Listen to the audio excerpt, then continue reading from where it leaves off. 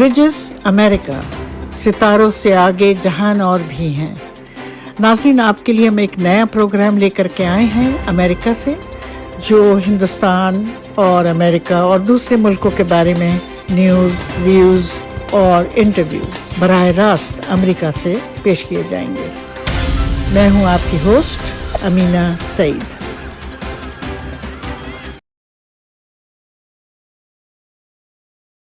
नाज़रीन, आपका bridges America के 31वें एपिसोड में आपका खैर मक़दम है।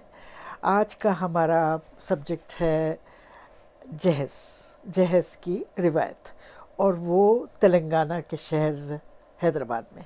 हमने हैदराबाद इसलिए चुना है कि वहाँ पर एक तो लिटरेसी लेवल बहुत हाई है, और एक वहाँ पर काफ़ी बड़ी तादाद है मुसलमानों की। और जो बात हमको अजीब लगी वो ये कि जितनी तरक्की हो रही है, इक़्तिसादी तरक्की हो रही है, इकोनॉमिक डेवलपमेंट, उसके साथ साथ कुछ रिवायतें हैं, पुरानी रिवायतें, जो और ज़्यादा ख़राब हो गई हैं बेहतर होने के बजाय। तो ये जो तज़ाद है चीज़ों का, ये आज हम उसके बारे में डिस्कस करना चाहते हैं। और उसमें जो सबसे पहली चीज़ है वो है जहेज़ की रिवायत, जो वैसे तो पूरे हिंदुस्तान में जहेज़ की रिवायत है, और ये एक लानत जो है वो पूरे हिंदुस्तान में फैली हुई है। और इससे बड़ी लड़कियां और लड़कियों के जो घर वाले हैं उनकी बड़ी मुश्किलें हैं, वो होती हैं। मगर आज हम उनके बारे में बात करेंगे जो जहाँ पर सब कुछ अचीव करने के बाद भी लड़की वालों पर और लड़कियों पर एक प्रेशर होता है कि वो कितना जहेज़ देंगी, क्या देंगी, डिमांड होती है, किस तरह से होती है, कैसे होती है, उसके बारे में ज़िक्र करेंगे। तो पहली बात तो ये कि वहाँ पर एक अचीवमेंट लेवल बड़ा हाई है। वहाँ पर जैसे मैंने कहा कि लिटरेसी रेट और अचीवमेंट रेट बड़ा हाई है, मगर उससे जो जहेज़ की रिवायत है उस पर अच्छा असर नहीं पड़ा, बल्कि बुरा ही असर पड़ रहा है। तो जैसे कि पहले अगर किसी ख़ानदान में बदकिस्मती से 4-5 लड़कियां हो जाती थीं, तो वो ख़ानदान अपना उसमें एक तरह से मातम में डूब जाता था कि अब क्या होगा, हमारा क्या होगा, उन लोगों का क्या होगा, क्योंकि इनकी शादियां करनी है। और शादियों में वहाँ पर बड़ी डिमांड होती है, दिखावे के लिए भी और वैसे भी बड़ी डिमांड होती है लड़कियों से। पहली बात मैं ये बता दूं कि जो जहेज़ की रिवायत है ये गैर इस्लामिक है, इसका इस्लाम से कोई ताल्लुक़ नहीं है। ये हमने लोकल रिवायतें जो हैं उसको अपना लिया है, जहेज़ की जो रिवायत है वो अपना ली। हालांकि अगर आप इस्लामिक मुल्क में देखें तो वहाँ पर लड़के वाले जो हैं और लड़का जो है वो अगर इस काबिल हो कि शादी कर सके और वो लड़की को मेहर दे सके, तब वो शादी होती है।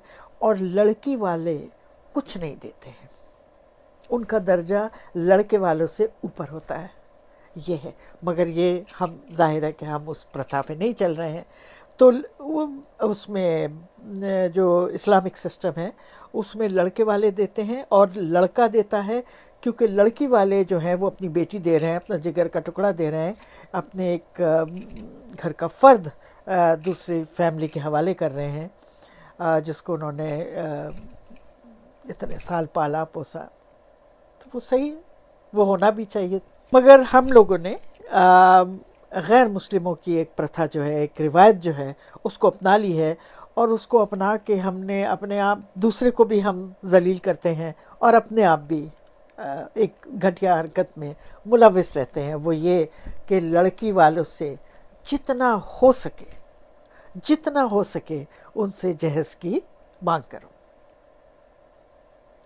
लड़का पढ़ा लिखा ना हो तब भी, मगर लड़की पढ़ी लिखी होनी चाहिए, कमाऊ होनी चाहिए। चाहे उसको बाद में वो कहें कि भाई आपने ठीक है, आपने MBBS कर लिया, आप डॉक्टर हैं, मगर आप घर पे रहें, खाना वाना बनाएं। और हाँ, अगर हमारे पे मुश्किल हालात आ गए तो फिर हम आप चाहेंगे कि आप हमारे लिए काम करें बाहर जाके। तो ये भी उनके ऊपर है। मगर जितना लड़कियां पढ़ रही हैं और अचीवमेंट हो रही है, उतनी ही जहेज़ की डिमांड बढ़ रही है। جیسے کہ لڑکی، اب کسی کے گھر میں اگر 4-5 لڑکیاں ہیں تو ان بیچاری فیملی کا تو خدا ہی حافظ ہے، اور کوئی ان کے اوپر رحم نہیں کرے گا، کوئی چھوٹا موٹا ڈسکاؤنٹ بھی نہیں دے گا۔ ہاں کبھی کبھی لڑکی کی شکل اچھی ہو، ذرا خوبصورت ہو اور گوری ہو تو 10-15% اس کو ڈسکاؤنٹ مل جاتا ہے، مگر عام طور پہ وہ نہیں ملتا ہے۔ وہ بڑے پکے ہوتے ہیں اس معاملے میں کہ لڑکے کی تو یہ قیمت ہے اور اتنا ہم کو تو اتنا ہی ملنا چاہیے۔ اور یہ ایک روایت ہے جو اپر کلاس کے لوگوں نے، جو صاحب مال ہیں، صاحب جائیداد ہیں، انہوں نے شروع کیا دکھانے کے لیے کہ ہم اپنی بیٹی کو اتنا دیتے ہیں۔ ان کو کوئی فرق نہیں پڑتا ہوگا، نہ پڑتا نہیں تھا، مگر یہ کہ اس روایت سے جو مڈل کلاس لوگ ہیں ان کی بڑی مشکل ہو گئی۔ ان سے اب وہ چیز ڈیمانڈ کی جاتی ہے جو ان کے پاس نہیں ہے، یا جو وہ نہیں دے سکتے، اور اس کے لیے ان کو، وہ لوگ بیچارے قرضوں میں ملوث ہو جاتے ہیں۔ تو چلے بات کریں کہ لڑکی والے جو ہیں، لڑکے والے کیا مانگتے ہیں۔ تو پہلی 3 چیزیں ہیں جہاں پر لڑکی والوں کے اوپر بوجھ پڑتا ہے۔ پہلی تو ہے، وہ ہے فہرست۔ فہرست آتی ہے، ایک لمبی فہرست آتی ہے جس میں ایک لکھا ہوا ہوتا ہے اے سے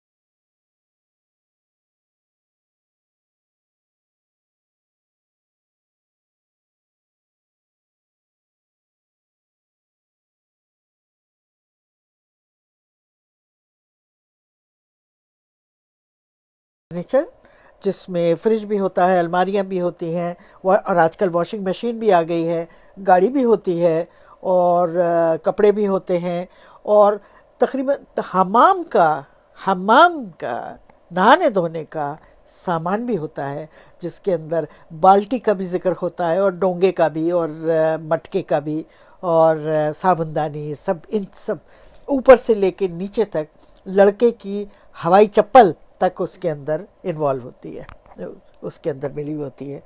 تو وہ ایک فہرست چلتی ہے۔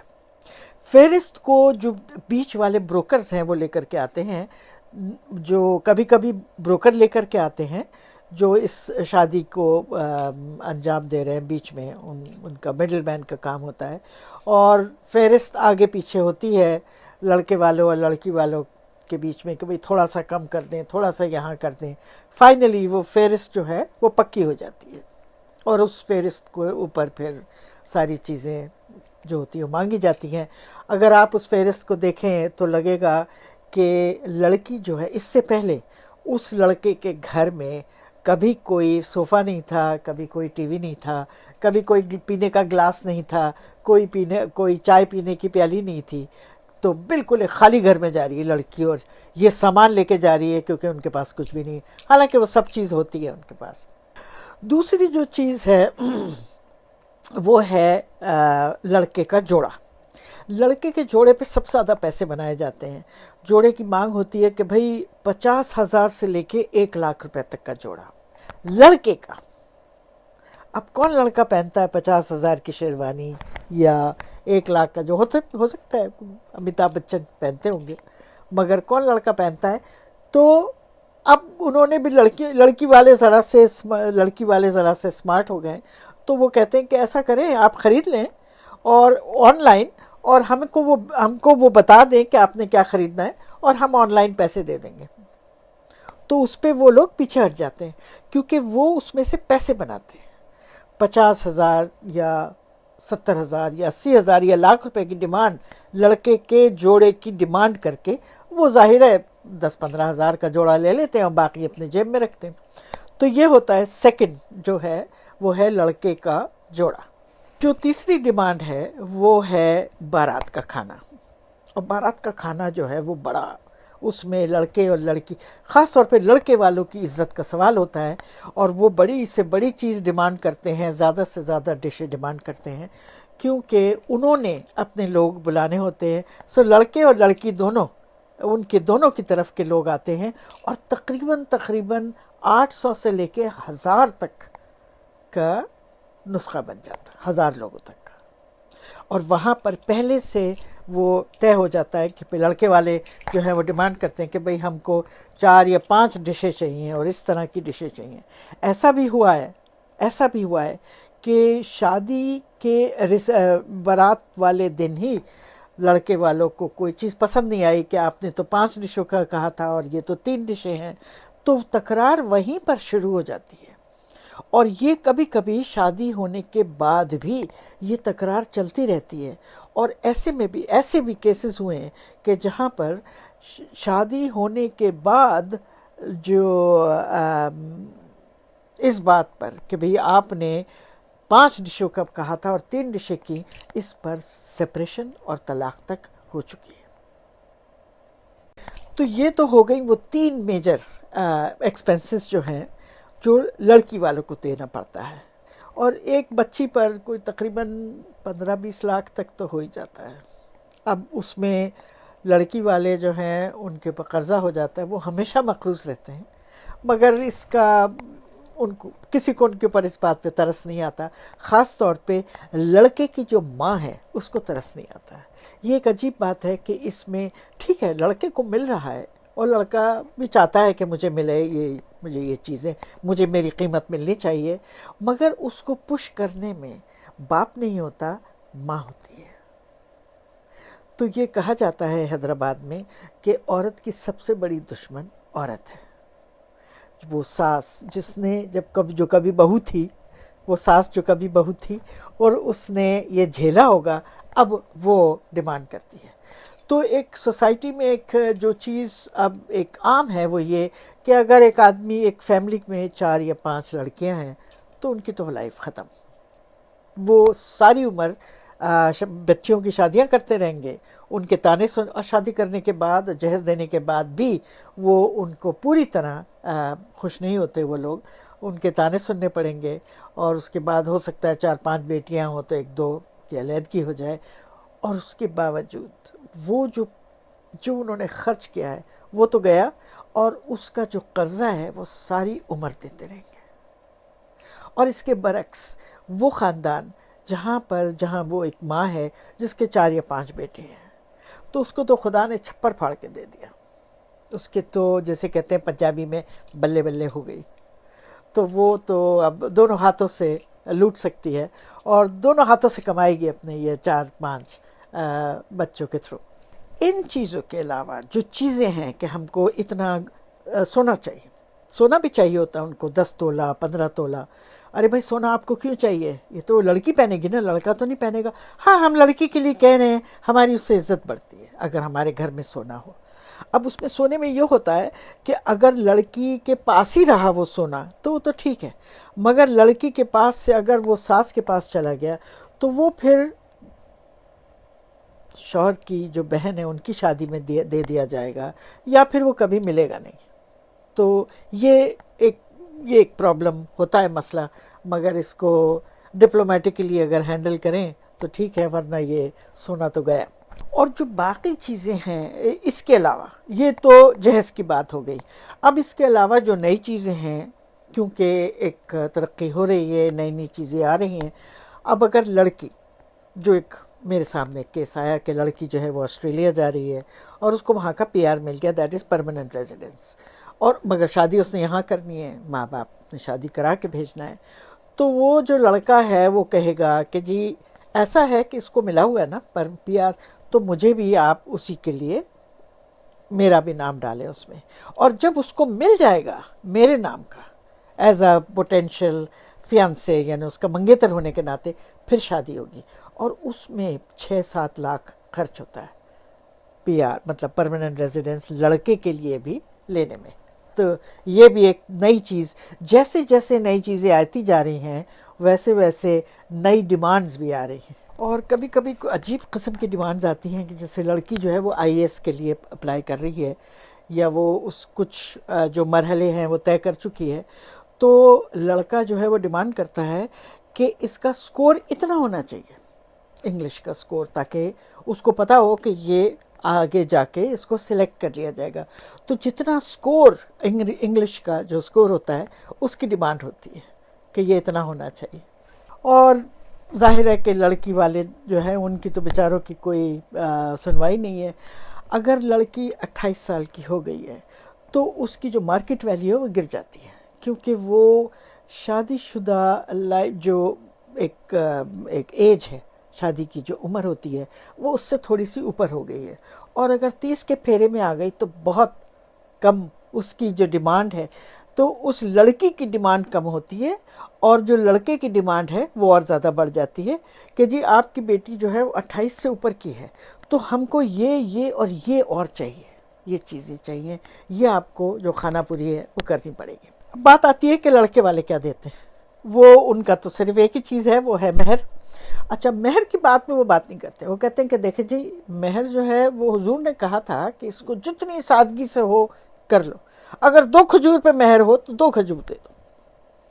تو مہر کی بات نہیں ہوتی، اس کی کوئی اس کے اوپر ڈسکشن نہیں ہوتا، اس کی قیمت نہیں طے کی جاتی ہے، مگر باقی جو جتنی چیزیں ہیں جو کہ غیر اسلامک ہیں، جو کہ لعنت زدہ ہیں، ان کی ایک ایک چیز کی پرائس جو ہے وہ طے ہوتی ہے، مگر مہر کی نہیں ہوتی۔ اور مہر اس کا ہے کہ لڑکے والوں کا کہ بھئی وہ 11,000 دے دیں یا 7,000 5,000 ایک دے دیں، یا جو بھی ان کی مرضی میں آئے، کیونکہ مہر جو ہے وہ ساری جو شادی کا جو وہ بوجھ ہے وہ لڑکی والوں پر ہے، لڑکے والوں پر نہیں۔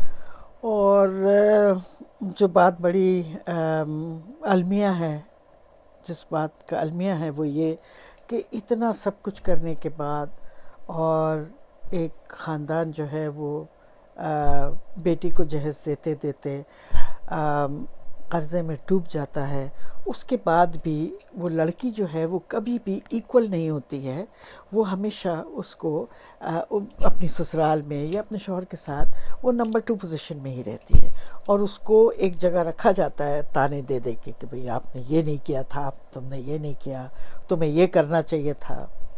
خیر، تو اور پھر آگے جا کے کچھ باتوں پر ظاہر ہے اب کچھ لڑکیاں پڑھی لکھی ہیں تو وہ اس طرح کی بات گوارا نہیں کر سکتی ہیں، اس کو سہ سکتی ہیں، تو اب جو لڑکا یہ شادیوں میں جو ہے اب علیحدگی ہو رہی ہے، ایک بڑا خاصا بڑا نمبر ہے، بڑی پرسنٹیج ہے جو جہاں پر یہ شادیوں میں علیحدگی ہو جاتی ہے اور خلا ہو جاتا ہے یا طلاق تک بات پہنچ جاتی ہے۔